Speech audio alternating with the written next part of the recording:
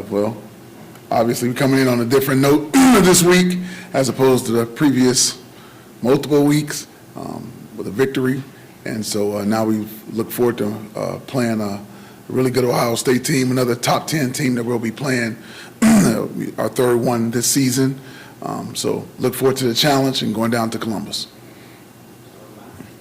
Harlon, Saturday you said you hadn't really talked with Sam about his future, whether he would play again and burn a red shirt, and he said he was undecided. I'm just wondering if you guys know the direction he's going to go at this point in time. You know we can't share that information. Keep them preparing. But no, we're going to do what's best for the team, and that's what he wants to do as well, and for him as well. So we're still working through it, to be honest with you. And then, if he was to decide not to play again this season, where would you go for depth at quarterback with Caton being the only healthy scholarship guy, Andrew behind him, and would you move somebody to quarterback, or do you think Noah can come back? You still have Drew Scorfar as a player for this playing quarterback as well. So, that's we'll stand pat, but no decisions have really been ultimately made concerning Sam yet. So we'll just keep working. Harlon in the back. You've come up here so many Mondays and just kind of preached resiliency and how this team continues to bounce back. But I know it's been 24 hours, but how good does Saturday feel, and how much energy was in that locker room after the game? Oh, it felt really good. I mean, and winning does a lot. Heals a lot of wounds and pain. But the energy in the locker room was outstanding. I mean, everybody was excited and happy and joyful. So it was good to see those guys having fun for a change in a while. Excuse me. So it was great. It was great. Great feeling. I think JD had said that right here. JD said after the game that this is that was the type of win that kind of brings life back into a team. How do you guys plan to just carry that momentum, knowing that you are about to face a really talented Ohio State team this weekend? Well, I told them this today in today's team meeting. We want to keep the positive energy going, and so that's what we want: positive energy. At all times from everybody, coaches, everybody, staff, support staff, training room, weight room. Positive energy is how you're going to keep it going. And your body language speaks of, negative or positive energy also. So we want to have great body language, positive body language. And there's a quote that I heard out there before. It says, be positive or be quiet. So that's what we're going to be this week and moving forward. Harlon, you obviously know what it's like as a coach to go down to Ohio State and win in a game that you're not really favored in. What does this team need to do this week in terms of maybe summoning up some of that mojo and carrying it? What are the things that they need to do beyond just being positive? Great attention to detail. You got to have great attention to detail.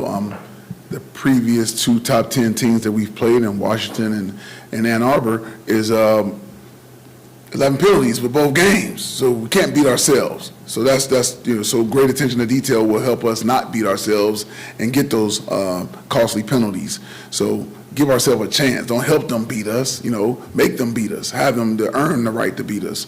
And so that's where we got to start. And then we move from there. But great attention to detail is always going to be a major factor.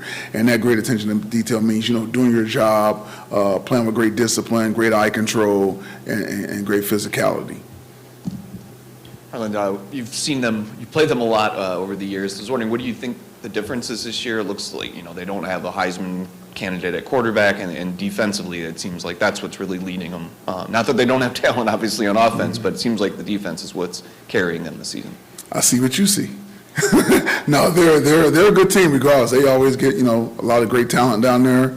Marvin Harrison is an outstanding football player, and they have others as well. So they're not lacking for talent, offense, defense, or anywhere. So we got to go down there, like I said, have great attention to detail, and make sure we're going to execute on every chance we get an opportunity to execute. H, do you see Ohio State as being more like Washington with the high-powered passing game, or more like Michigan with the physicality? You almost made me say something. I see them as as a mixture, I guess you can say. You know what I mean? They're a little bit of both. They can throw it around, obviously. Different quarterback in Washington than Ohio State. A little bit different. He's been the quarterback there for a lot longer. He understands their offense probably better and more experienced. But it's kind of a combination of the two. I see Michigan's had a couple games where they didn't have a penalty. Nebraska did not have a penalty against you. How does the team do that, go through 60 minutes? Seems like a stretch, but... Tell me about it. You tell me. I don't know. I don't know. So good for them. Maybe they coach it up and they do a good job at it. One more thing. What'd you do with the ball? It's getting painted up, and they're going to give it to me later. So they took it from me, and I don't have it anymore. So I got to wait to get it back. Harlon back here. You mentioned Marvin Harrison a little bit, and you guys saw what he did last year against you guys. But how do you hope to contain him or just slow him down a little bit? I can't tell you that. But I will say this, he's a really good football player, and we know that. That's what I'll say.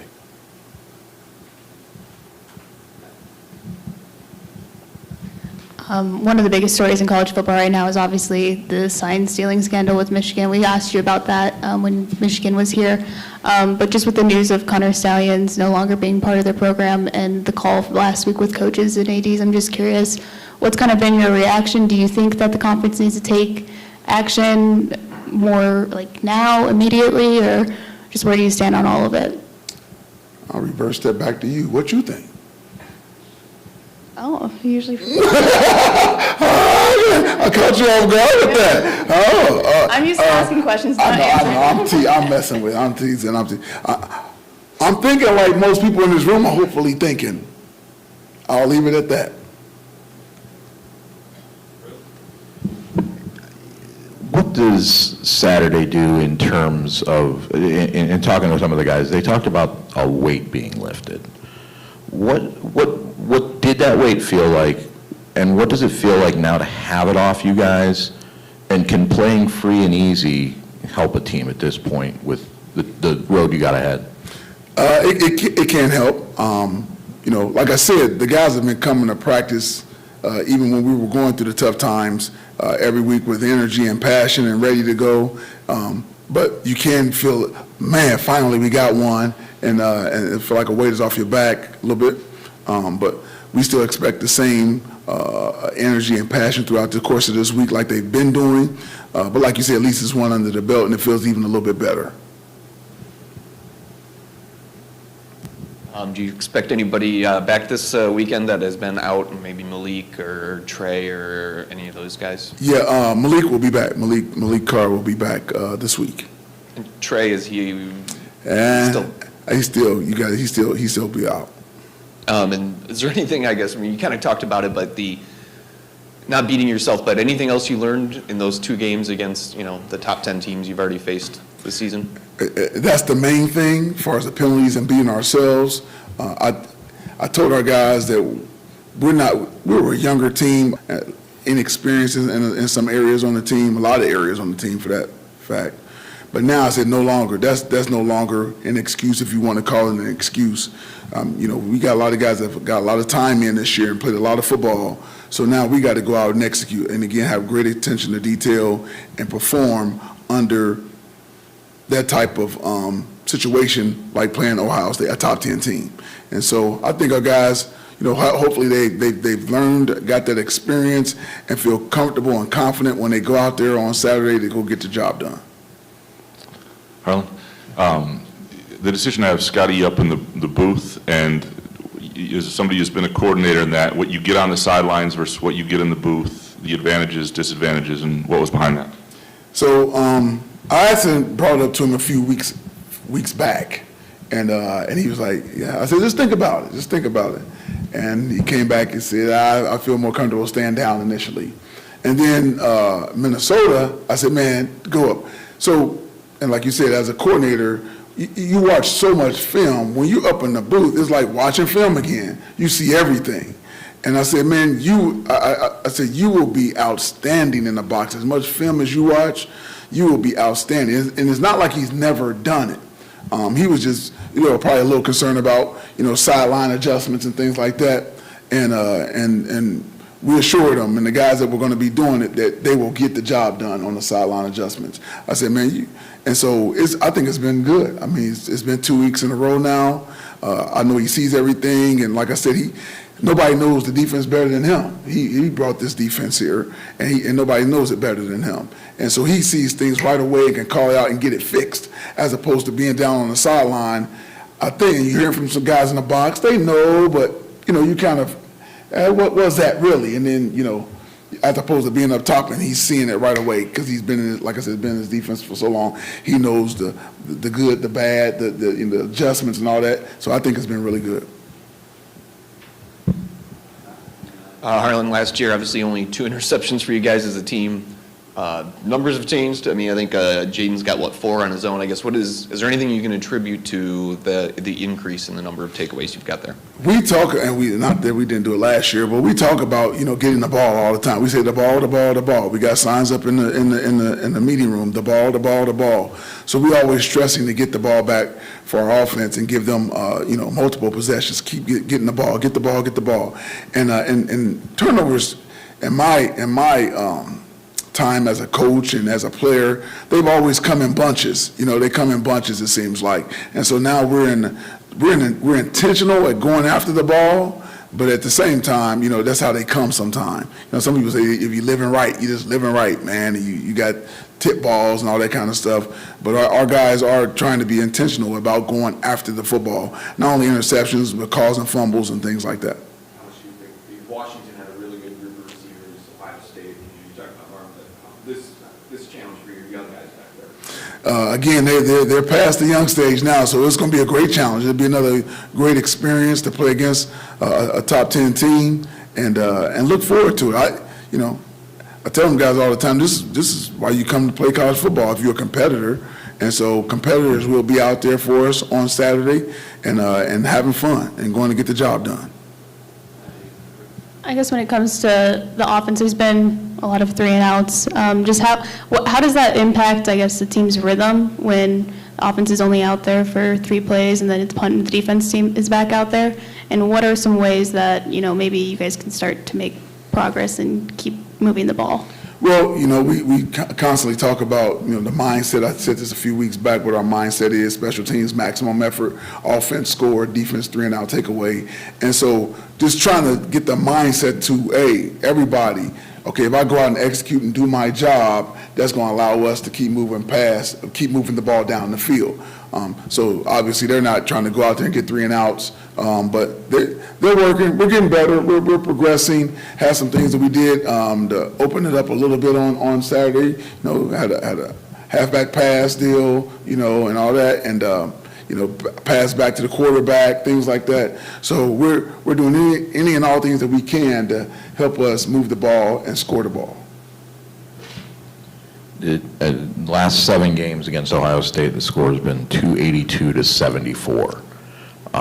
Last 7 games. Yeah, last 7. But the first one of that was the 17-16 game here back in 2016 when you guys had won 3 games that year. But I guess is the first start being competitive? And is there a point where you have to say, we're in this game, we can do this? Or is there something where you can't, I guess the start in particular, I would imagine you can't let Ohio State just jump on you. Right, no doubt about it. You went the last 7 games, so I'm going to tell you where my mind goes. 13, we won. Let's go to 12. 12 should have won, had a scoop and score. They called it back, but it was a bad call. Should have been a touchdown, close game. 13, we won. 14 should have won. They called a touchdown back when we should have been leading at halftime. 15, we won down there. 16 should have won here, close game. That's where my mind goes. That's where my mind goes. All right, so I know what it is to go down and compete and play hard against these guys. They're beatable guys, just like anybody else. And so we're going to go down there with the mindset to go attack them and get a win. So that's our mindset. It will never change. And I said last week, I think, somebody mentioned spoiler, and I'm like, that's a screw-up mentality. That ain't never been my mentality, and it never will be. So we're going down there to attack these guys and see what happens. But You went down there in 11, too. You got down Yeah, no, I didn't forget. I didn't want to go too far back on you. I didn't want to go too far back. And 12 was when the previous coach was there, so I just wanted to stay there. You mentioned that some of the young guys aren't young guys anymore, but one of the freshmen who's been playing a lot more over the past 3 games or so has been Jalen Thompson. He made a big impact on Saturday. What have you seen from him in practice that you trusted putting him in that role? We've seen that he's been getting better and better. Coach Dyron Reynolds does a great job of coaching those guys up, and he's going to be a really, really good football player. As you guys saw on Saturday, and the best is still yet to come with him because he's still learning, but really good player, smart, tough, physical, fast, everything that you want in the defensive end. So we're really excited about Jalen Thompson.